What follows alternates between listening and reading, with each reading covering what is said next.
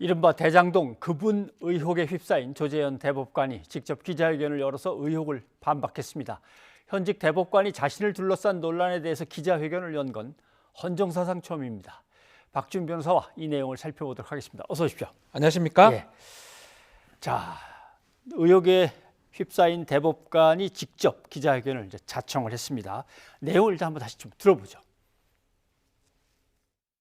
저는 김만배 씨와 공적으로나 사적으로나 단 한 번도 만난 일이 없습니다. 일면식도 없습니다. 뿐만 아니라 단 한 번도 통화를 한 적도 없습니다. 저나 저희 가족이나 하다못해 제 친인척 중에서 대장동 아파트를 분양받은 사람은 없습니다. 예. 일단 대장동 의혹과 관련돼서 그 주범 또는 정범으로 거론되는 모든 사람들과 전혀 일면식이 없는 사이다. 그렇죠. 그리고 문제가 있다면 검찰에서 뭐 조사를 하든지 아니면 뭐 질의를 보냈든지 했는데 검찰도 아무런 연락이 없었다 이 얘기군요. 그렇죠. 녹음 내용에 이제 녹취 내용에 있던 이 대법관, 이 이제 조재현 대법관이 아닌가. 네. 그게 이제 발단이 된 거거든요. 그 내용 보면 이제 뭐 형님 뭐 어떻게 된 거냐 재판에서 처장을 했고 행정처장입니다. 예. 뭐 또 50억 빌라를 사들였고 이런 얘기를 했었고 거기서 형님 그거 모릅니까 하니까 뭐 아무도 모르지 따님 살고 있다. 이게 지금 문제가 됐습니다. 예. 처장, 행정처장을 했던 사람 그래서 추측을 해보니까 이 조재현 대법관이 아니냐라고 현직 대법관 얘기가 났었고요. 그래서 뭐 이번에 지금 기자회견을 했던 거는 본인은 아무 관계가 없으니까 예. 기자회견을 한 것이다라고 밝히고 있는 상황입니다. 그러면 결국 조재현 대법관은 어떤 경로를 통해서 지명 또는 저분일 거야라고 지목이 된 건지. 네. 그러니까 어딘가에 한 줄이 나오거나 누구한테 전해 들었거나 언론 보도는 그렇게 나왔는데 말이죠. 그럼 검찰에서 나왔던 얘기인데 결국. 그렇죠. 지금 녹취록이 상당히 분량이 많습니다. 예. 녹취록이 다 공개가 되지 않고 일부 공개가 되다 보니까 일단은 어떤 법관이 있었고 대법관이 있었고 대법관은 딸한테 50억 정도의 뭐가 갔다라는 거 그런 내용들이 이 전달이 녹취록에 있는 것 같습니다. 예.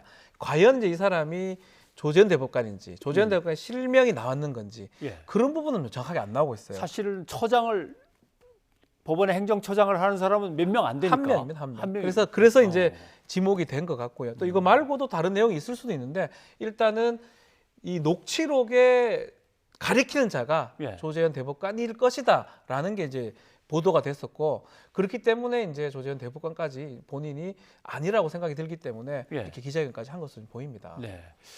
그러면 검찰은 뭔가 언론이 보도를 하기 전에 지목을 하고 있거나 아니면은 그 이름을 갖다가 어디선가 근거를 갖다가 봤거나 하면은 수사를 하다가 아니구나 하고서 물러선 걸까요?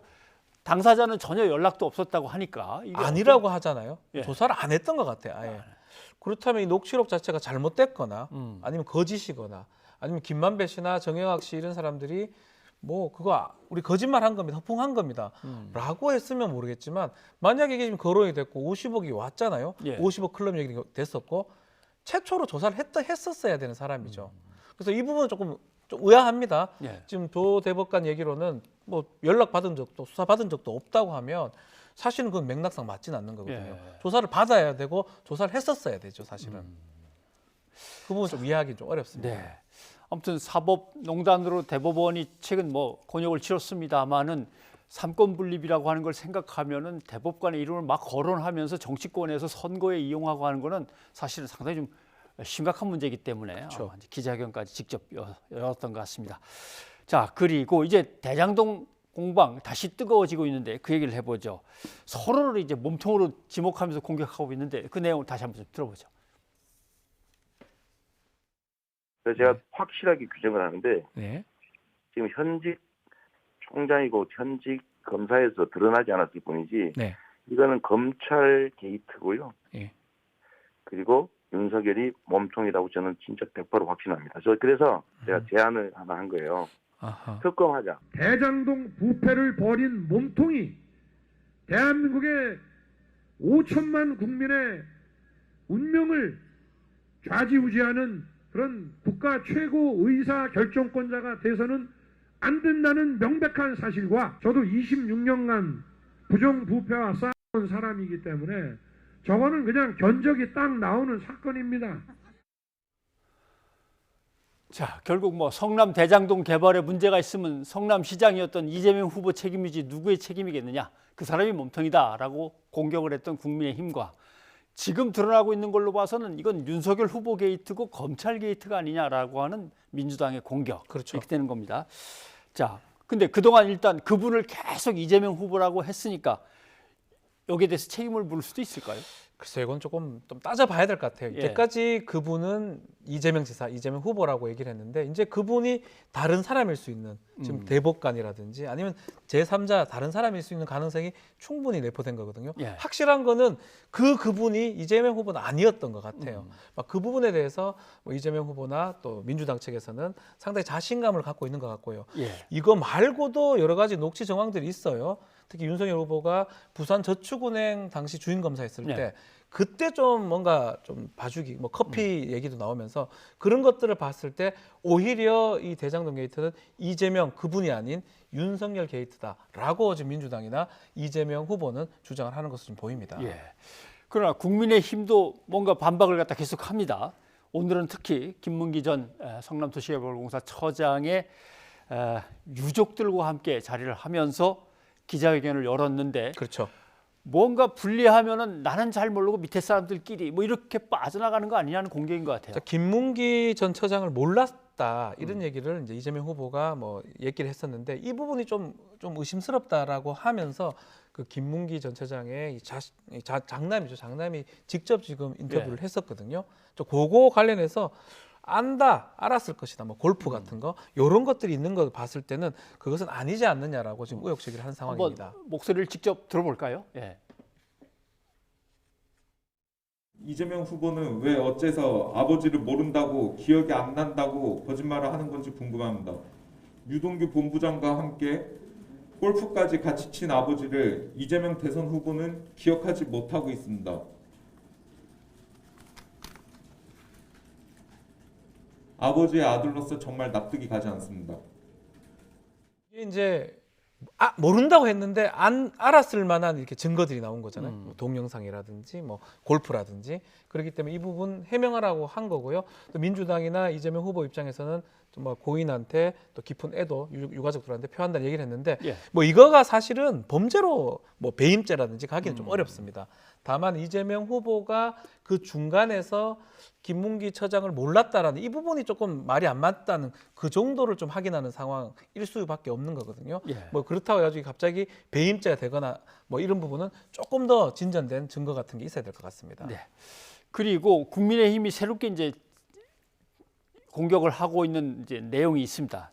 아마 이것은 언론 보도를 통해서 이제 알려지기 시작했습니다만은 민주당 경선에서 이재명 후보가 사용한 돈이 경호업체라고 해서 지불이 됐는데 경호업체가 아닌 걸로 보인다. 이건 페이퍼 컴퍼니에다가 뭔가 돌려 쓴 거 그렇죠. 아니냐 이제 이런 얘기인 것 같습니다. 정치자금법 위반이 될 수가 있는 거거든요. 이제 지금 주장에 따르면 2017년도 그때부터 뭐 지금까지 뭔가 경호한다고 해가지고 돈을 썼던 것들이 있고 그게 선관위에 보고가 됐는데 그걸 확인해 보니까 경호업체도 없고 그런 업체 자체가 작동한 바가 없다라는 겁니다. 예.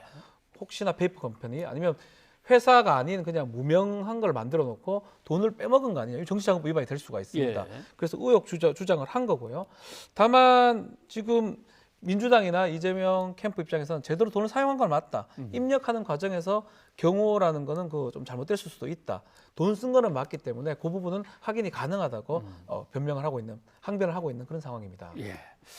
그다음에 역시 국민의힘 쪽에서 공격받는 거는 역시 도이치모터스의 주가 조작 사건. 그렇죠. 예. 이제는 의혹이 아니라 사건이다라고 하는 얘기. 그다음에 그냥 누군가에게 증권 계좌를 잠깐 맡겼다가 손해만 보고 그냥 뺐다. 아무런 연관이 없다라고 하는 거에서 이제는 거래는 계속되고 있었다. 그리고 최근 보도는 언론 보도로서 9억 정도 남겼다. 네. 이런 얘기까지 나왔습니다. 가장 문제되는 부분이 그런 부분 같아요. 예. 그냥 맡겨두고 더 이상 관심이 없었다. 손해만 봤지 이익 얻은 게 없다. 해봤자 몇 천만 원 정도밖에 안 된다고 하는데 어쨌든 간에 그 기간 동안 계좌가 더 많았고 9억 정도의 수익을 냈을 수 있는 상황이었다는 거거든요. 예. 뭐 실제로 냈고 안 냈고가 중요하지 않습니다. 그걸 갖고 돈을 맡겼을 때 시세 조정 목적의 자본시장 위반이 될 수가 있습니다. 네. 그래서 그 부분을 지금 뭐 SBS 보도를 했고요. 그 부분에 대해서 지금 민주당 입장에서는 요거는 이거 자체가 범죄가 되지 않느냐라고 좀 주장하고 있는 상황입니다. 예. 아무튼 국민의힘은 자세히 분석해서 네. 나중에 다시 다 반박하겠다라고 지금 얘기를 하면서 일단 혐의 사실들은 다 부인을 했습니다. 예, 박 변호사님 오늘 여기까지 듣겠습니다. 고맙습니다. 감사합니다.